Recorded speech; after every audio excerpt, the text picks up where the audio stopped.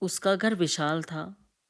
19 कमरों का एक बड़ा सा घर और एक बड़ी सी रसोई। संयुक्त परिवार था ना। रसोई में से हमेशा खाने की महक आती रहती थी। उस समय घर की हर खुशी और दुख की शुरुआत उसी रसोई से होती थी।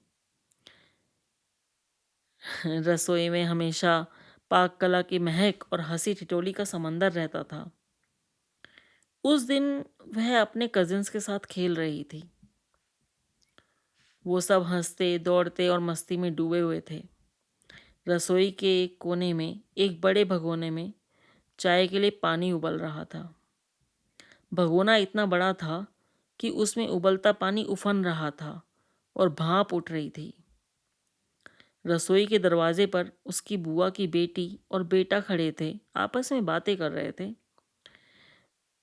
अचानक उनकी बातचीत झगड़े में बदल गई और वह बीच में आ गई। बुआ की बेटी और बेटे के बीच हुई कहासुनी और दोनों गुस्से में आते हुए एक दूसरे को धक्का देने लगे। वह उनका बीच बचाव करने की कोशिश कर रही थी, तभी उसे भी धक्का लग गया। सावधान, संभल के, बुआ की बेटी ने तड़पते हुए कहा था। लेकिन जब तक वह समझ पाती, पानी का उबलता हिस्सा सीधे उसके चेहरे पर छिड़क गया। वह एक चौंकने वाली चीख निकालते हुए पीछे हटने लगी, लेकिन उसका एक तरफ का चेहरा तब तक उस जलते पानी में गिर चुका था। ओह, तेरी आंखें! उसकी बुआ दौड़ी आई, चिंता से भरे स्वर में बोली, नहीं नहीं, कुछ नहीं होगा, सब ठीक हो जाएगा। उसकी आंखों में डर था, पर फिर भी उसने पूरी बहादुरी दिखाई। बुआ ने उसके चेहरे को ठंडे पानी से धोया। उनकी आवाज़ में विश्वास की मिठास थी, जैसे कोई माँ अपने बच्चे को डर से बचा रही हो। दिन बीतते गए, लेकिन उस दिन की घटना उसके मन में हमेशा के लिए एक खास जगह बना गई।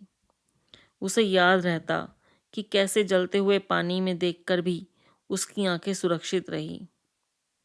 बुआ के मरहम का जादू काम आया और उसके चेहरे पर ना तो कोई निशान बना और ना कोई दर्द बचा। उसके साहस और उसके परिवार के प्यार की कहानी बन गई। आज के लिए इतना ही दोस्तों। अगले एपिसोड में फिर मिलेंगे एक नई कहानी के साथ। आप सबका बहुत बहुत शुक्रिया।